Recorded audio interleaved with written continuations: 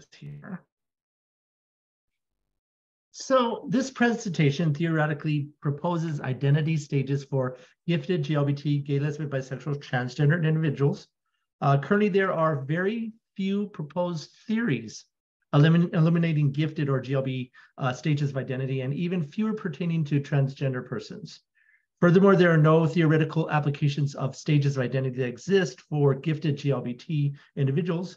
And so for the chapter that I wrote in this book, I'll be talking about it at the end, where you can locate that book, is that it's to provide information for those who are either gifted GLBT, counselor, therapists, educators, family members, or friends. And all of the current research that I did, of the gifted stages of identity were collected and dichotomized, magnified, and validated in order to theoretically introduce Sedillo's gifted GLBT stages of identity. Now, I use GLBTQ or GLBTQ plus. I might be going back and forth from LGBTQ. The reason why I use GLBT is because I've been an advocate for many, many years. And during the 80s, there was the AIDS epidemic, and it devastated the gay community. And the lesbians took leadership role, and they kept our community together. So after the 80s, we saw a big transition on organizations that were identified as GLBT, and because T actually didn't come until the 1990s, added to that long acronym. But again, since the lesbians did take that leadership role and kept our community together, again, that's where we wanted to honor the fact. And that's when organizations started changing. So I might go back and forth with that acronym. Interesting enough, there's an estimated 3.5 million LGBT people in the United States. And again, looking at the levels of giftedness, it's averaged to make up as well about 5% of the general population. But I want to focus on this little chart that I have there. Now, again, we know that the least restrictive environment is for gifted kids to be with their like-minded peers, because the majority of time that it's spent is usually in a regular education setting with not like-minded or similar peers. So if you look at the IQ score, start looking at that 130 IQ, a very superior range. That's 3 out of 100 people that they're going to have something in common with. Again, the higher the IQ, the less likely that you're going to meet someone that's similar. And again, that's where sort of that loneliness comes, or that wanting to find someone who you can talk to, be a friend with, have a relationship with. Because if you look at that 160 IQ, the very superior range, that's 1 out of 10,000 people that you will have something in common. Again, you can see a lot about the social isolation that's there. But I bring this up because, again, if you look at this, the number's actually going to, of the likelihood of you actually meeting someone if you are actually LGBTQ and gifted is going to be extremely rare. So again, it's that loneliness, that feeling of is there really anyone out there that really understands who I am? So again, currently there are very few proposed theories illuminating to GLBT stages of identity, and I mentioned fewer than transgender persons, but the most widely accepted theory for GLBT identity development is the caste identity model, which I intertwined and used. And this, of course, caste identity model was applied to gifted identity development in a survey of 742 high IQ society members who were 16 to 79 years of age. And again, since there are no theoretical applications, that's why I decided to move forward with that research out there to create this stages of identity. So if you look, there are 8 stages, and I'm going to go over each one of them. So let's start off with stage 1. This is the discovery and awareness of oneself and self-denial as a gifted gay, lesbian, bisexual, and a transgender individual. And the major question that is posed during the stage for gifted GLBT person is, who am I? Both with their sexual orientation, gender identity, and giftedness. You know, it's a process of conflict, of internal denial, which may lead them to try to pass as heterosexual or deny the fact that there is no way that they could be gifted. So they sometimes might hide their giftedness from others and play dumb, which is known as the chameleon effect. Students who feel it's not cool to be smart, hide their abilities to blend in, and become friends with others their own age. So there's this confusion, this anxiety and denial of feelings. And gifted GLBT people are usually in the closet. That same of being in the closet, again, that's not revealing yourself to others. And I have to say that coming out, people think that you just come out once. But I, as an openly gay male, I come out on a daily basis. Here's my wedding ring, for an example. Assumptions are made that will ask me, well, what is your wife's name? And of course, I do not have a wife. I have a husband. We've been together for 30 years, married for 20. And again, it's that, or you get a phone call and say, is the wife home? Again, it's those assumptions. So I have to think about it at that moment in time. Is it okay for me to come out to this individual for safety issues or for reasons? Say I'm applying for a job. And I know some questions that are not supposed to come up like that, but sometimes they do. So again, it's that. And also you have to think about it, it's that same coming out process for individuals who are gifted. I've always said that my students, when I was teaching in elementary school, my students who came to me to my gifted classroom, they were like big, huge, bright bursts of rainbow colors. It's huge rainbow coming into my classroom and meeting other rainbows. Yet when they left my classroom, they had to figure out how to tone that rainbow down, how to survive in a black and white gray world, and figuring out how to survive, either by dumbing themselves down, or being a product of that chameleon effect.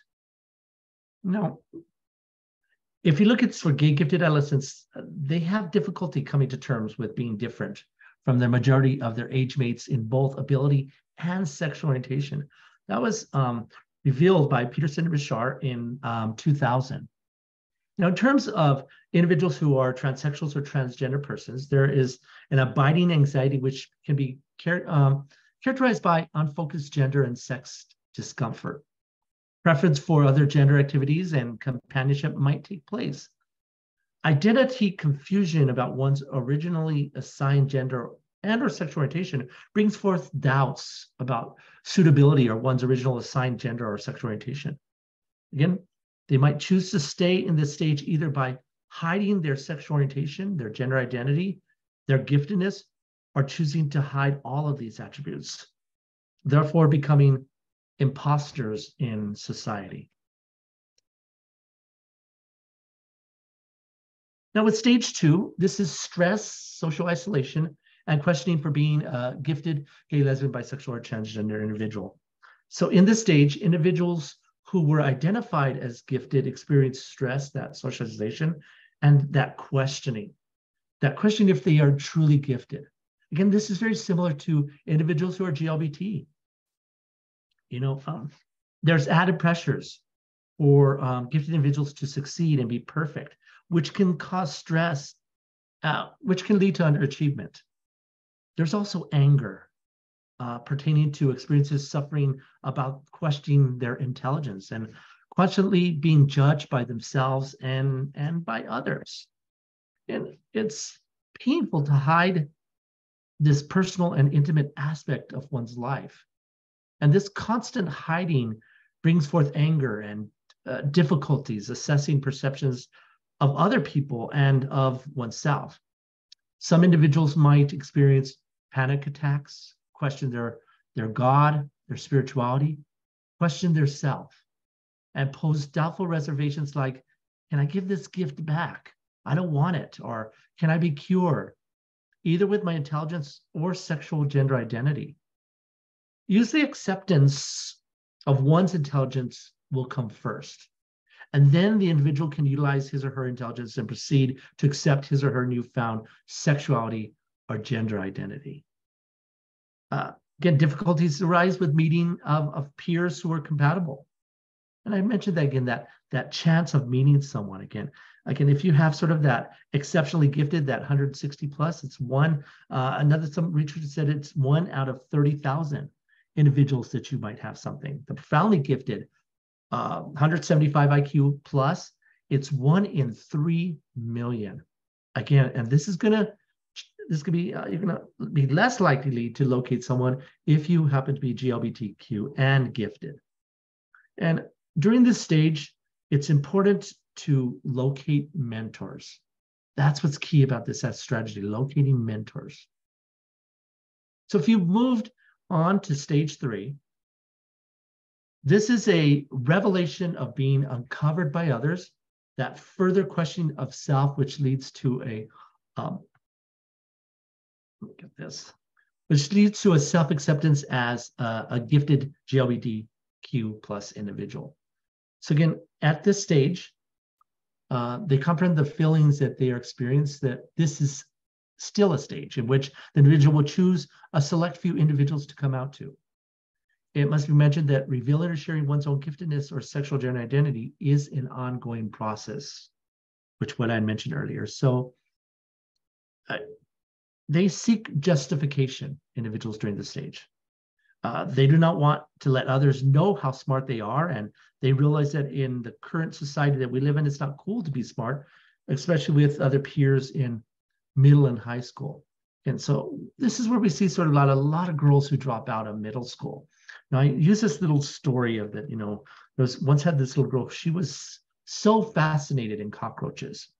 She had this awesome passion, the cockroach collection she had. And she literally hid it from everyone and did not want to let anyone know that that was her passion when she reached middle school. As you can imagine the peer pressure, you can imagine the bullying that this girl would have experienced.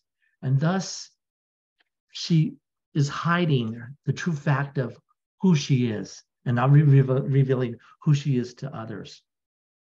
So in terms of being gay and lesbian, they might state at first that they might be bisexual. It must be noted that the individual might be bisexual. However, the individual might feel that it's easier for an individual to come out as bisexual, which could mean that there's still a chance to be heterosexual. This proclamation of bisexuality might also be used as a defense mechanism that they might not be gay, lesbian, or transgender. Ultimately, this leaves these individuals feeling isolated, alienated, and pondering, is this only a phase? During the stage for transsexual, transgender person, the individual, upon locating research and facts during the previous stage, continue to have more questions about their identity. The questions pertaining to discovery of transsexualism and transgenderism and its existence by locating information. Testing one's transsexual identity might occur because one starts to disidentify with individuals of the same sex. They realize the importance of their own self-discovery and acceptance, and they choose to no longer hide either their sexual orientation, gender identity, or giftedness. They break away from being a charlatan, which is known as the chameleon effect, which I previously described. But coming out might lead to a rejection or denial, which may cause a return to stage 1, either with their sexual orientation, gender identity, or giftedness, or all of those characteristics.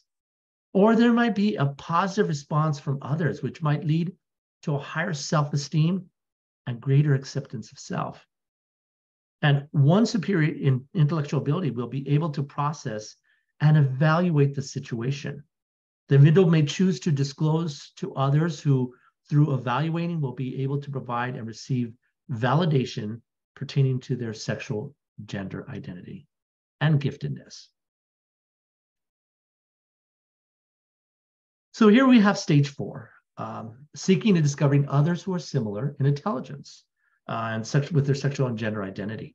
Again, at this stage, these individuals have difficulty locating others who, again, have that similar sexual gender identities and intelligence. Again, remember that number that I showed you, how very, very unlikely that you're going to meet someone of similar intelligence or similar sexual orientation, gender identity, and intelligence. So stage 4, gifted individuals have the most difficult time leaving this stage, because it's more comfortable to be safe than to take risks.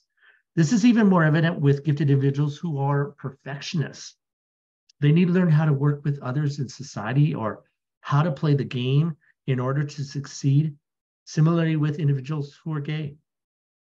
Now, gifted programs and services are crucial and important because they can assist in making sure that these negative results do not occur and that one can move out of this stage to the next one.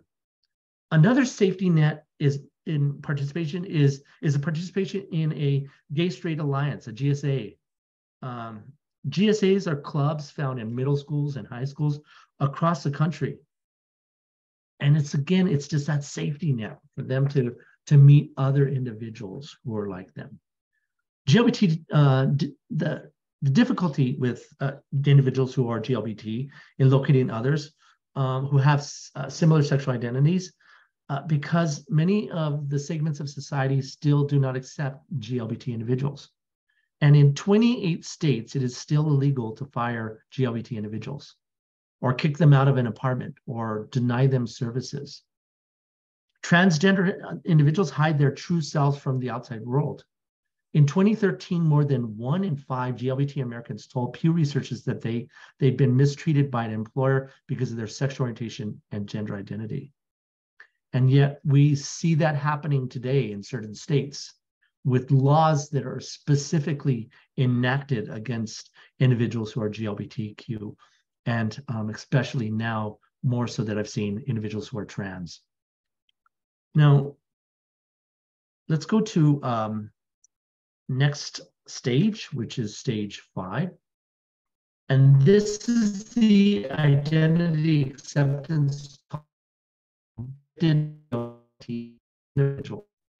In this stage, they need to understand how to cope with others who can be less enthusiastic or even hostile to their new self. This newfound acceptance as identifying as gifted and or GLBT might have the individual accept some aspects of their sexual gender identity, while some other aspects might not be fully embraced. So it's that newfound acceptance that of identifying as a GLBT. Again, they might have the individual accept some aspects of their sexual gender identity, while some other aspects might not be fully embraced, therefore living out of the closet with one foot still in the door. A transgender person might be gender nonconforming, gradually learning feminine presentation while living as a feminine man, thus living a double life. It's this double life which is similar to acceptance of one's intelligence or one's giftedness. There might be few individuals who associate with the gifted individual and might know that they are gifted. However, the gifted individual might hide his or her intelligence to others who are not gifted. An example might be of an athlete who is academically gifted, hiding his or her superior intelligence to teammates. They might even dumb themselves down just to be one of the guys. Some manifestations might occur in the following different ways. Proclamation of one's sexual orientation or gender identity to self and others, or a proclamation of one's gender change to self and others. There could be an announcement of sexual orientation and gender identity, which leads to supporting others who are similar. Empathy takes place. Or there's no need to be invisible and hide their sexual orientation or gender identity from self and others after this proclamation. And validation and affirmation with relationship with family and friends. And finally, integration of oneself within his or her chosen community. Again, I have to mention again that when you are this identity acceptance tolerance, you're understanding how to cope with others who can be less enthusiastic or even hostile to their new self. Again, what if you're a gay male and you come out to your parents and your parents decide to throw you out of your home? Where do you go from there?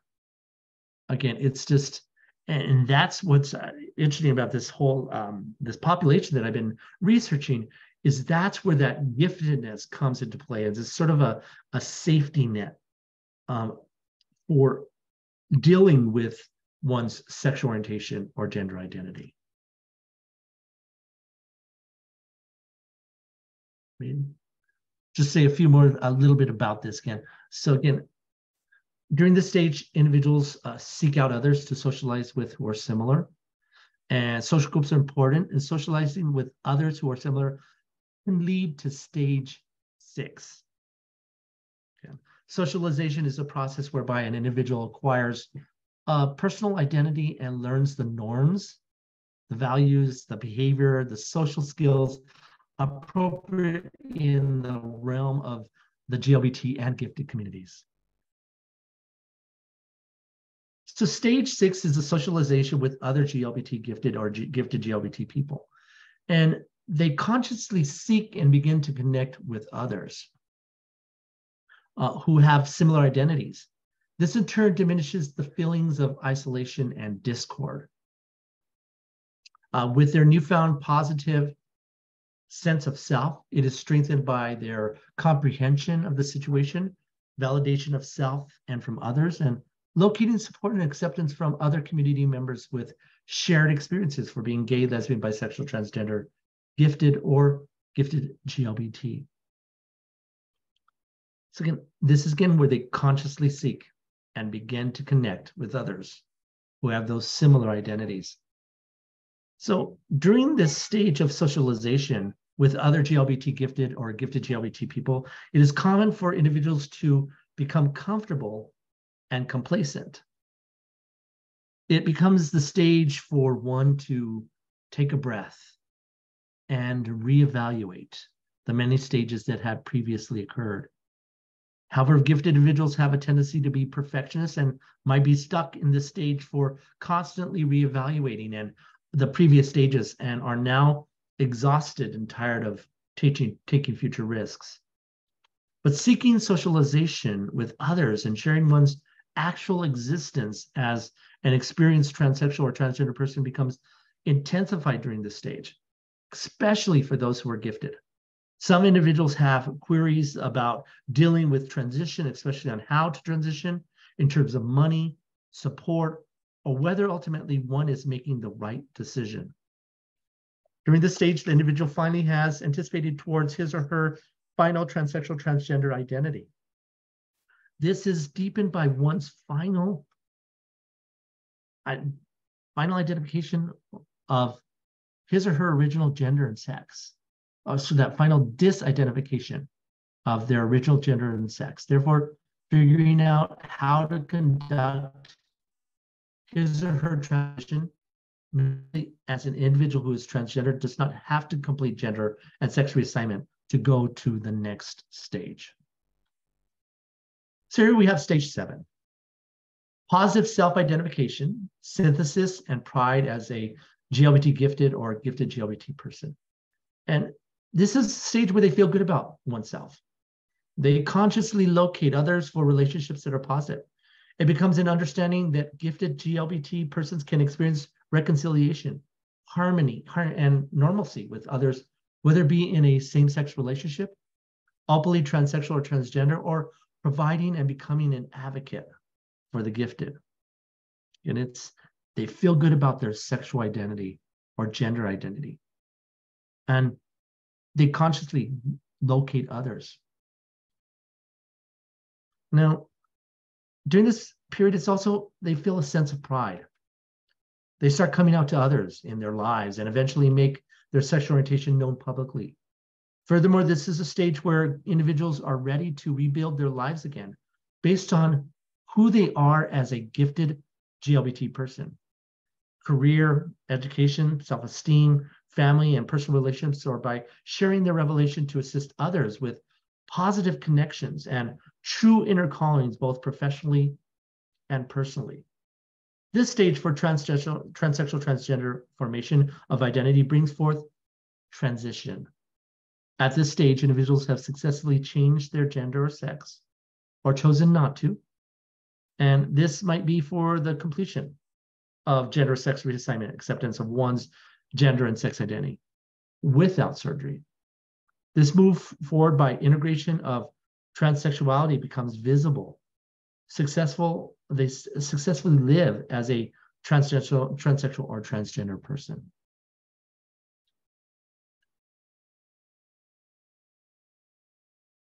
And last stage, stage 8. This is a revelation of self-directed, independent learner of life, living out and open, autonomously, becoming a positive teacher, servant to society. Now, this self-acceptance of one's autonomy is constantly questioned at this stage. Furthermore, questioning one's self-acceptance also has individuals look deeply at their emotional stability and their healthy faith and spirituality. Empowerment of coming out assists in ending their secrecy of pain and isolation. And the most challenging confrontation during this stage are the constant questioning of self, thoughts, and actions. So again, it's this successfully directed the realization of their self-discovery, and they experience an exuberance of reaching the mountaintop. But questions remain on what are the next steps, if any. Is there more to explore with this newfound knowledge of self? Do they help others up the mountainous struggles which they have known and experienced and have just accomplished? Overexcitabilities for gifted individuals tend to question or lead to more questions, which do not give them time to let their minds rest. The gifted mind during this stage begins to ponder questions upon questions, which can become exhilarating and exhausting. They've reached the mountaintop, so what's next? They can begin to search for unearthly questions, which can lead to an unsettling revelation of self. Although this is the final stage, because of one's giftedness, there is a constant fight to acceptance whether one is truly autonomous. Therefore, self-metacognition, or the awareness of understanding of one's own thought processes, can become debilitating and cumbersome during this stage. Possible strategies to uncover these problems that arise during this stage can be transformed by using one's creative expressions, critical thinking, and deep empathy and understanding of oneself. Gifted GLBT persons come out not only once, but they might have to again reveal who they are on a daily occurrence that I mentioned earlier, or by the second when they encounter a new situation, a new interaction with another person. Therefore, coming out becomes a lifelong process of discovery, acceptance, and sharing of one's gender identity, sexual orientation, and giftedness with others. During this stage, the gifted GLBT person also ponders, where am I on this journey? Those challenging confrontations, constant questioning of self, thoughts, and actions. They might want to explore all the possibilities of one's intelligence, actively rebuilding and creating truth in journey depending on inner or outer situations and conditions. Because of one's continual assessment of his or her unique autonomous cognitive profile, next steps bring forth becoming a mentor for other gifted GLBT persons. Ultimate growth occurs by providing community support, advocating for others, or by providing essential and needed support for those who might be stagnant in prior stages due to their gender identity, sexual orientation, giftedness, or a combination of the lot. I just want to briefly talk about this again. This is fascinating. My research is leading me to next steps. I'm not going to go through all of these, but I just want to here are some gifted facts on cognitive traits, those characteristics that we see that we know that our gifted kids have, our gifted individuals possess. And I just have this sort of disclaimer on the bottom that, again, it's important to remember, though, that not every gifted child will display these cognitive traits, especially if the gifted child also has a learning disability or is an underachiever. The only way to truly determine if your child is gifted is to measure their IQ with an experienced tester.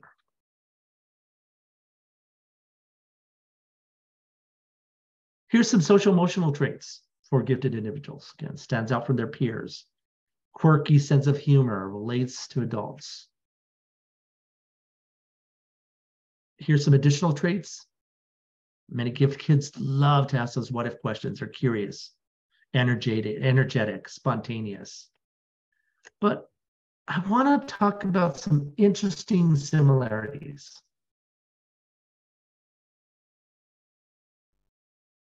I'm not going to read all of this, but there's some research that have been conducted out there on LGBTQ plus facts about being extremely socially intelligent.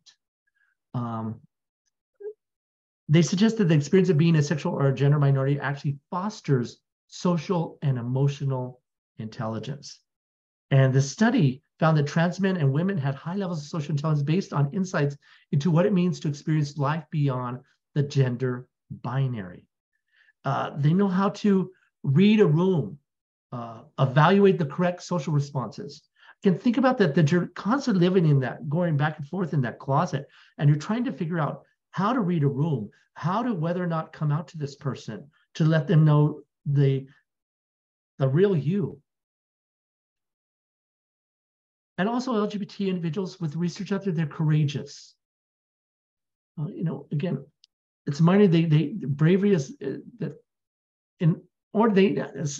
they essentially learn to cope with near constant minority stress, and bravery is likely to be an LGBT strength. In a culture where threats of physical violence, job discrimination, social exclusion, and political inequality are condoned by federal government, the LGBT community encounter near constant risks that their heterosexual counterparts rarely face.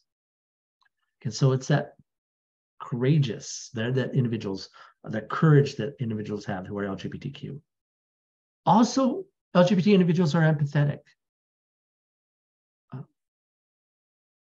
Many participants in this study transformed reactions to institutionalized oppression and stigmatization into empathy and into social activism.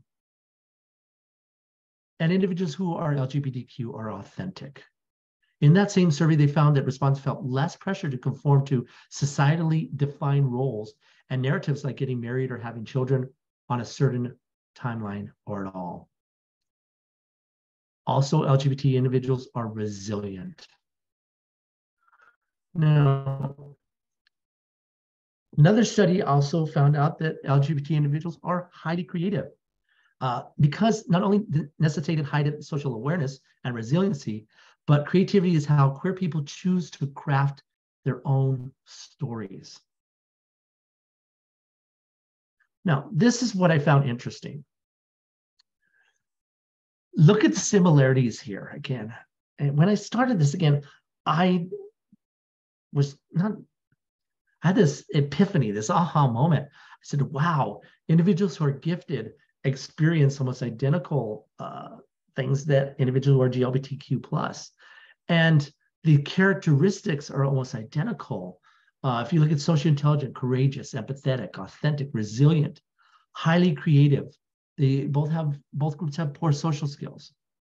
Behavior problems due to underlying stress, boredom, or lack of motivation. Difficulty beginning and sustaining social conversations with peers. Easily frustrated. Low self-esteem. Largely independent. And what I did not include there is, again, that I'm going to be adding is, again, that constant hiding, that chameleon effect, constant hiding of who you are to others. And also what's similar is locating individuals, those like-minded, similar peers.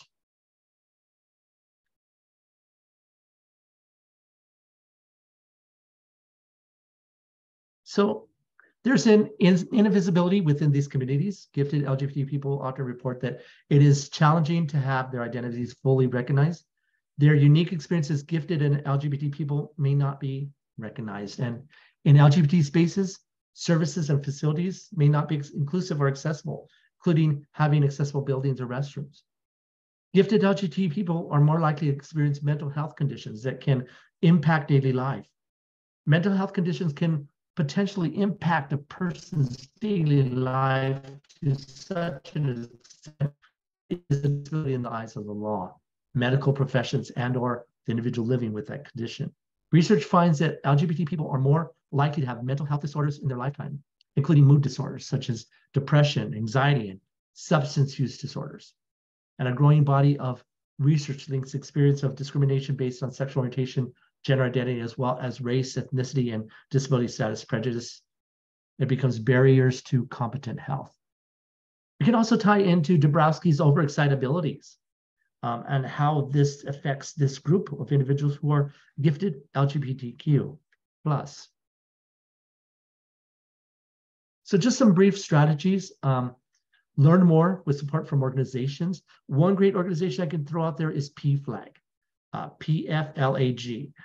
Think of it as a support group for parents or guardians or individuals so that they know how to be there for their family members. Again, and there's a chapter usually in almost every single city. I know here in New Mexico, we have a chapter in Santa Fe, Farmington, and Albuquerque. So again, that's a good organization for you to look at. Join with other allies to support each other. Join with other gifted GLBT individuals. Attending a workshop like this is a strategy. That way, all of you now can become that advocate for this population. Again, some other strategies: family counseling or organizations, like I mentioned at PFLAG. Counselors and therapists and teachers must help these adolescents cope by instilling in them about healthy, positive attitude about sex and who they are, while teaching them to make appropriate choices. And again, mentors. Again, locating mentors is key for a deterrent for suicide or suicidal ideation. Again, adolescents need specialized counseling and emotional support. May need rules to safeguard them from bullying, violence, neglect, or persecution. I brought about queer straight alliances. Also, gifted programs are crucial because the burdens of being gay and gifted seem to add emotional problems. Some of these individuals will respond to these problems by suicide. Provide information. Again, there's limited research out there, so we need individuals to move forward with future research. Again, very limited. Parents must help their adolescents have a healthy, positive attitude about sex and teach them to make responsible, appropriate choices for themselves.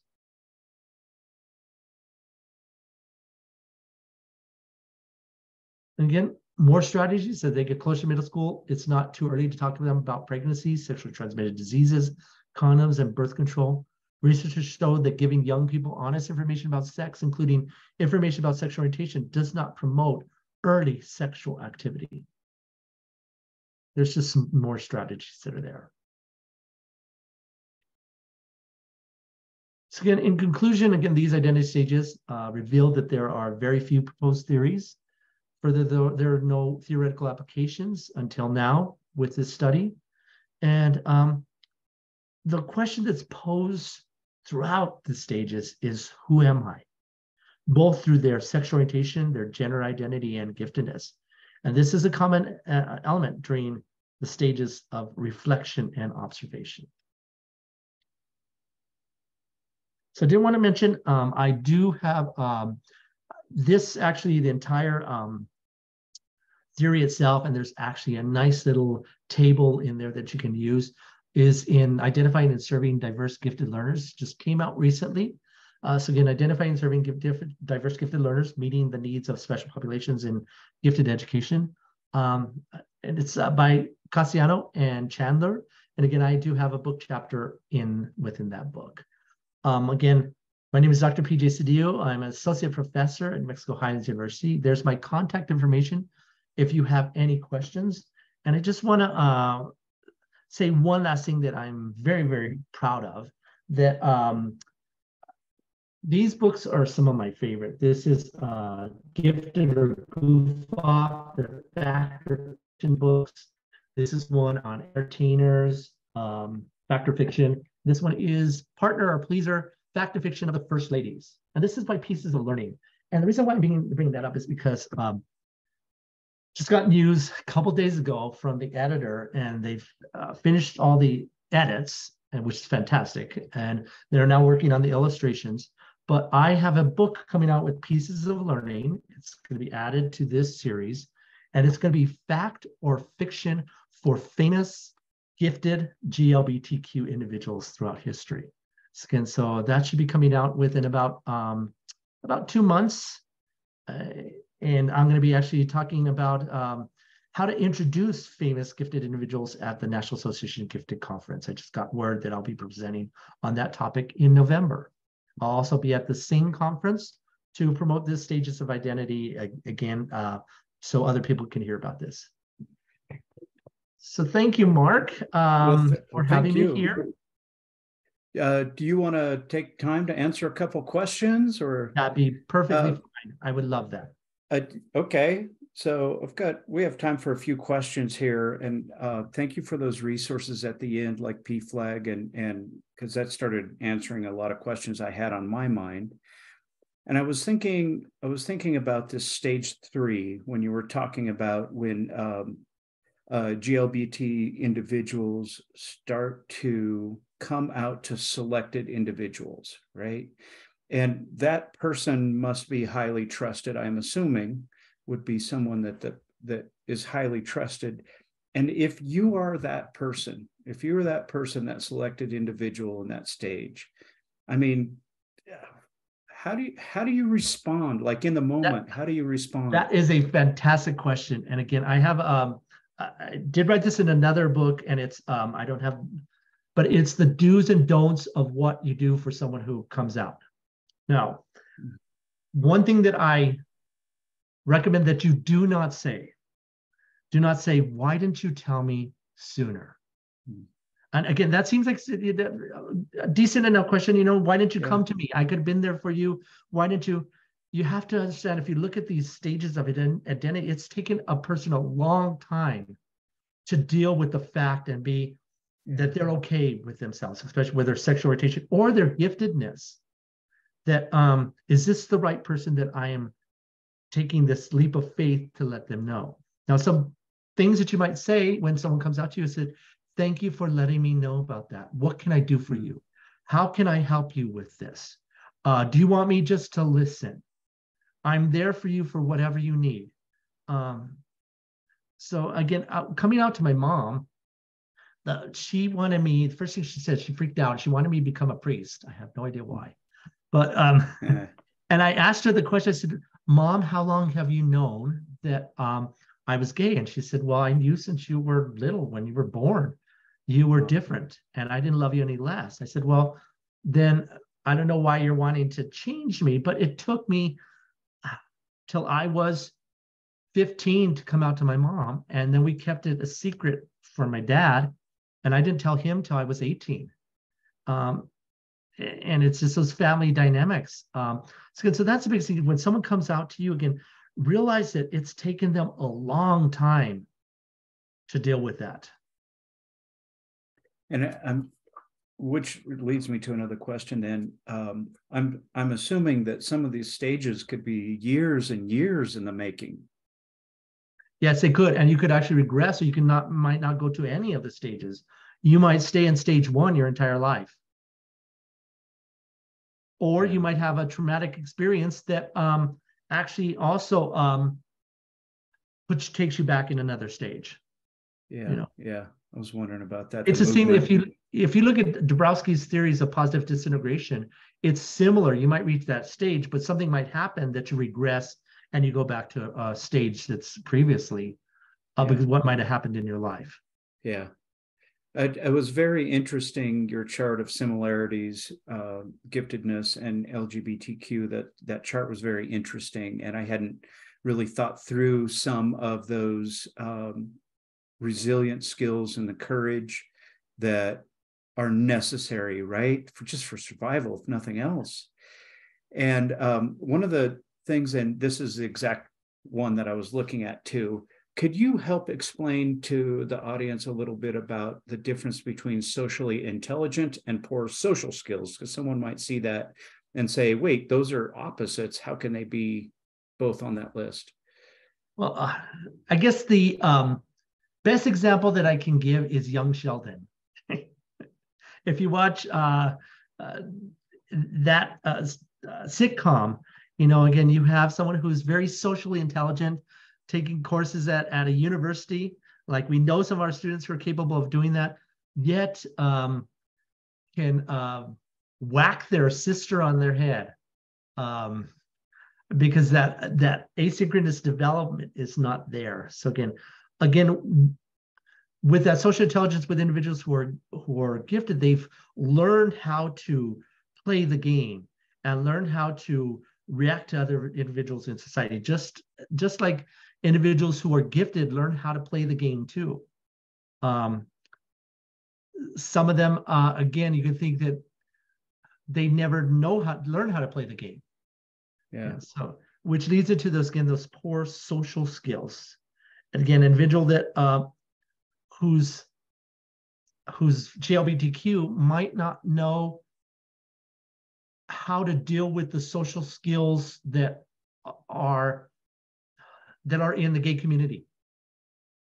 Yeah. And they might be coming into this gay community and have that giftedness and still feel awkward because they might be questioning some of the norms of this subculture.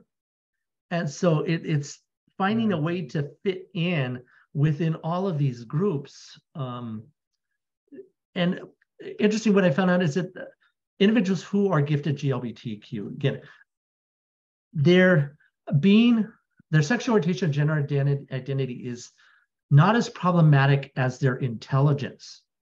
It's more difficult to deal with their giftedness than it is, because they can use their intelligence to locate mentors, resources, research out there to support, okay, I'm gay, I read about it.